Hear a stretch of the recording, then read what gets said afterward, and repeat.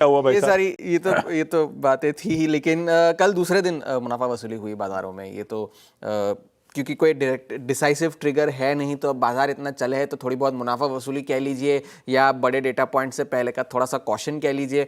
डाउ अब जो है 2 दिन में अपने हाइस से, कल के हाइस से लगभग 600 अंक अब नीचे है।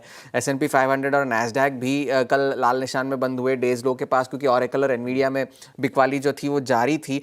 और जब इस हफ्ते 6700 का जो हाई बनाया था S&P 500 ने, तब उसका जो एक साल का फॉरवर्ड पी था वो 23 टाइम्स था, जो कि पिछले हिस्टोरिकली अगर देखा जाए तो सिर्फ 2 बार हुआ है। एक तो ये पोस्ट कोविड रैली में हुआ है, और ये जो .com बूम हुआ था 1999-2000 में, तब हुआ था इस तरह का वैल्यूएशन। और ये जेरोम पावल को बाजार को याद दिलाना पड़ा कि भाई आपके वैल्यूएशन थोड़े महंगे हैं, ज़रा नज़र डालिए। तो उसके बाद फिर जाकर के सारे एनालिस्ट ने भी ये सारी बातें कहनी शुरू कर दी।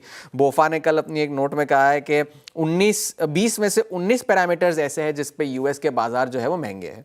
और उस वजह से नोमुरा का ये कहना था कि जो इन्वेस्टर्स अभी भी बुलिश है, उन्हें जो है अपनी पोजीशंस को हेज्ड बनाए रखना चाहिए, क्योंकि और लोग शायद इस रैली को चेस कर सकते हैं जिसका नतीजा शायद अच्छा ना हो। पाइपर सैंडलर ने भी कल ये कहा कि स्ट्रॉन्ग जो मजबूती का जो ट्रेंड है वो अब तक खत्म नहीं हुआ है, लेकिन फिलहाल रिस्क रिवॉर्ड जो है वो गेंस के फेवर में नहीं है, क्योंकि इस तरह की रैली जो हुई है। एक बहुत इंटरेस्टिंग बात जेपी मॉर्गन ने किसी एक नोट में कही थी कि हम आपस में बैठ के चर्चा कर रहे थे कि ये रैली कब खत्म होगी, और किसी एक ने कह दिया कि जब एक एस्टेरॉयड गिर जाएगा धरती पर तब जाकर के ये रैली खत्म होगी। जेपी मॉर्गन ने कहा था। बिग टेक में कल बिकवाली तो जारी थी, लेकिन एक स्टॉक ने कल आउट परफॉर्म करा था, वो था इंटेल।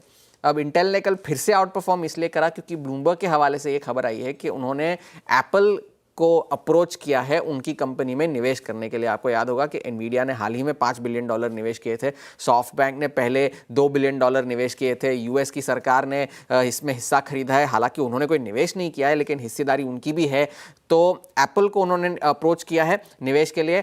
CNBC को दिए हुए इंटरव्यू में टिम कुक से पूछा भी गया था कि इंटेल के बारे में आपकी क्या राय है, तो उन्होंने भी कहा कि मुझे तो बड़ी खुशी होगी कि इंटेल एक कमबैक करे, कंपटीशन बढ़े फील्ड में, क्योंकि इंटेल के ही चिप्स एप्पल अपने मैक्स में यूज़ करता था 2020 तक, जबकि फिर उन्होंने अपने ही चिप्स उसमें लगाने शुरू कर दिए थे। और उन्होंने ही इंटेल से उनका जो मोडेम चिप का कारोबार था वो 2019 में खरीदा था। तो इस वजह से इंटेल के शेयरों में 6.5% की कल तेज़ी देखने मिली, और अब ईयर टू डेट इंटेल के गेंस जो है वो 55% के हो गए हैं।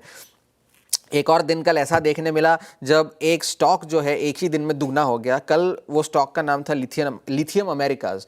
वो एक माइनिंग कंपनी है जहां पर अब रिपोर्ट्स ये आ रही है कि ट्रंप सरकार उसमें भी हिस्सा खरीदना चाहती है, और वो इसलिए क्योंकि वो यूएस के एनर्जी डिपार्टमेंट से नेवाडा में एक माइन के गठन के लिए वो एक कर्ज की निगोशिएशन कर रहे हैं। तो उनके बोला कर्ज के बजाय आप हमें जो है इक्विटी दे दीजिए, और ये माइन जो है उनके साथ जनरल मोटर्स के साथ उनका जॉइंट वेंचर है, 60-38 का उनका जॉइंट वेंचर है। तो एक ही दिन में जो $3 का शेयर था वो $6 का हो गया। मार्केट कैप जो है वो $1.5 बिलियन की हो गई लिथियम अमेरिकाज की।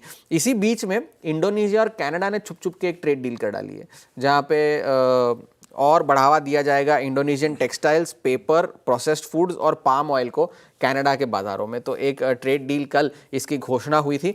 आज काफ़ी सारा डेटा पॉइंट्स आना है, क्योंकि कम से कम 7 फेड अफसर ऐसे हैं जिनके आज बयान है। काफ़ी सारे जो है इसमें मिशेल बोमन वगैरह भी है, लेकिन और भी कई सारे फेड अफसर है। जॉबलेस क्लेम्स का डेटा आज आना है। दूसरी तिमाही के जीडीपी के थर्ड रिवाइज्ड एस्टिमेट्स आने हैं, उसमें कोई बदलाव की उम्मीद तो नहीं है, 3.3% पे ही कायम रहने की उम्मीद है। ट्रेड बैलेंसेज आने हैं, होलसेल इन्वेंट्रीज आनी है, होम सेल्स आने हैं। तो काफ़ी सारा डेटा आज आना है, तो उस वजह से बाजार में फिलहाल थोड़ा सा कॉशन बना हुआ है, थोड़ा सतर्क है।